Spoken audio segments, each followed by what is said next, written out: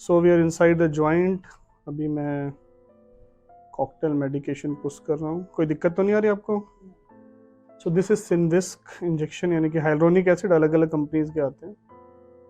आवाज़ आ रही है?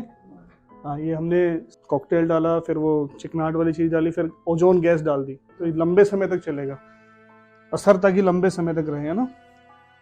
मोड़िए इसको।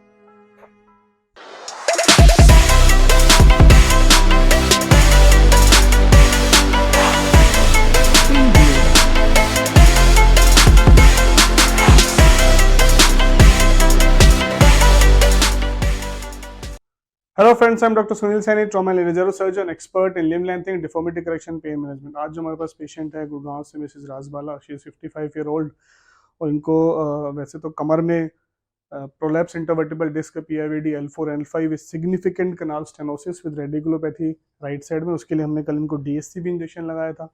शी हैड सर्वाइकल स्पॉन्डाइलोसिस, काफ़ी सालों से सर्वाइकल की दिक्कत है ना, तो उसके लिए आज हमने इनको अल्फा 1 लगाया है। Now today we are going for, and she is also having grade 2+ osteoarthritis. Knee घुटने की भी इनकी समस्या है, सीधा चढ़ने उतरने में दिक्कत है, जमीन में बैठ के उठने में दिक्कत रहती है, पेन रहता है। And on x-ray we have seen and there tenderness, और एक्सरे के ऊपर ग्रेड 2+ ऑस्टियोआर्थराइटिस की तरफ जा रहा है।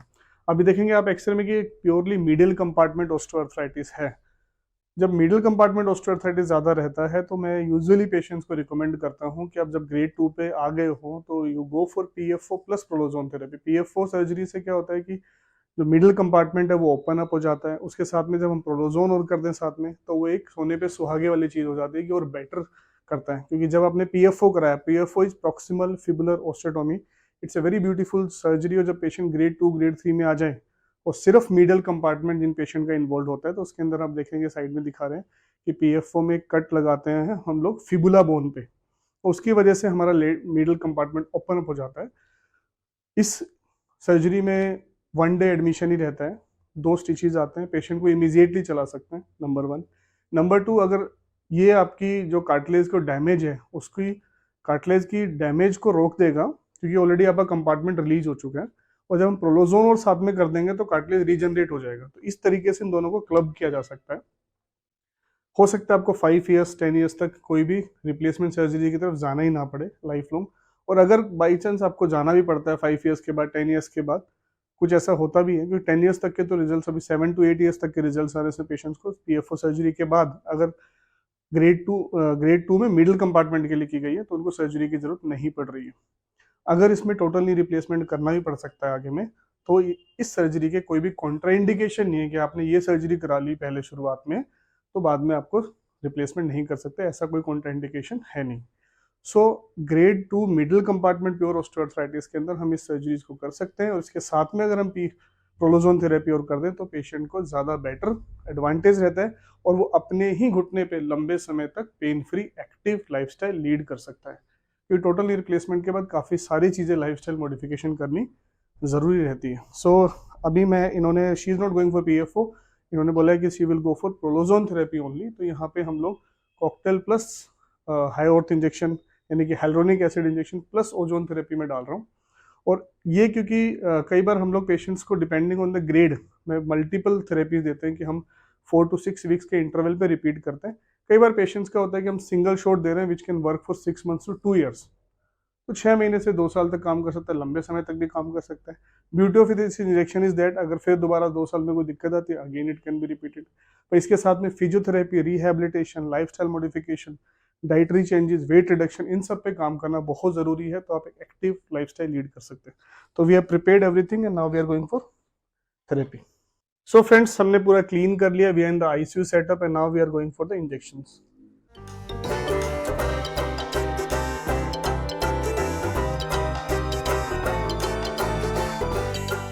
सो we are inside the joint. अभी मैं कॉकटेल मेडिकेशन पुश कर रहा हूँ। कोई दिक्कत तो नहीं आ रही आपको?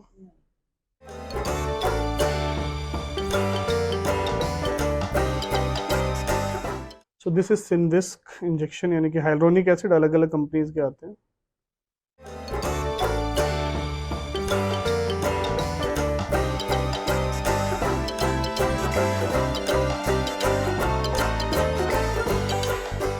Now I am putting ozone.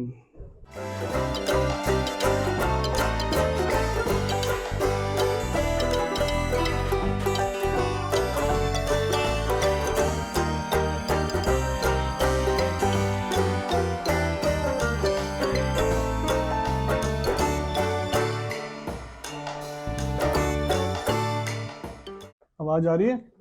हाँ, ये हमने कॉकटेल डाला, फिर वो चिकनाहट वाली चीज़ डाली, फिर ओजोन गैस डाल दी, तो ये लंबे समय तक चलेगा, असर ताकि लंबे समय तक रहे, है ना। मोड़िए इसको। आ रही है आवाज़? हाँ, ये ऐसे ऐसे पानी के अंदर बुबले फैल रहे, तो वो गैस जो है ना वो सारी चीज़ों को खोल देती है, वहाँ सारे जितना भी डैमेज हो रहा है उसको सीधा करती है। सो फ्रेंड्स, इस तरीके से हम लोग मल्टीपल लेवल्स पे ऑस्टियोआर्थराइटिस को ट्रीट कर सकते हैं। सो फ्रेंड्स, ऑस्टियोआर्थराइटिस नी की समस्या इस देश के अंदर एक पैंडेमिक की तरह आ रही है। पहले हम कहते थे कि सिर्फ एज के बाद से, अब जब ओल्ड एज हो गई, ओल्ड एज की बीमारी है, लेकिन इस समय यंगस्टर्स भी इस चीज़ से बहुत ज़्यादा अफेक्टेड है, इसलिए prevention is the best thing. तो मेरे सारे यंगस्टर्स से यही गुजारिश है, रिक्वेस्ट है कि आप एक एक्टिव लाइफस्टाइल लीड करिए, एक्सरसाइजेज करिए, वेट रिडक्शन करिए, अगर आपको कोई कोमोबिडिटी है तो उसको ट्रीट कराइए, और टाइमली अगर हम इसको प्रिवेंट कर सकते हैं तो कंप्लीट तरीके से आप एक्टिव लाइफस्टाइल लीड कर सकते हैं। मैंने मल्टीपल वीडियोस बनाई है किस तरीके से हम अपनी डाइटरी चेंजेस कर करके, कौन सी एक्सरसाइजेज हम कर करके, कितना हम वॉक करें, ताकि हम एक एक्टिव लाइफस्टाइल लीड कर सके और ऑस्टियोआर्थराइटिस को प्रिवेंट कर सके। हमारा गोल है कि हम ऑस्टियोआर्थराइटिस को प्रिवेंट करें यंग पीपल्स के अंदर, ताकि वो स्टेज तक जा ही ना सके। लेकिन उसके बावजूद भी अगर आपको अर्ली ऑस्टियोआर्थराइटिस होने लगा, आपके घुटने के अंदर समस्या होने लगी, तो टाइमली डॉक्टर को दिखाइए। टाइमली इंटरवेंशन से कंप्लीट तरीके से ठीक हो सकती है। इसका ट्रीटमेंट ग्रेडिंग के हिसाब से चलता है। अगर आपको ग्रेड 1 ऑस्टियोआर्थराइटिस है तो medication, physiotherapy, rehabilitation, lifestyle modification के माध्यम से आप कंप्लीट ठीक हो सकते हो।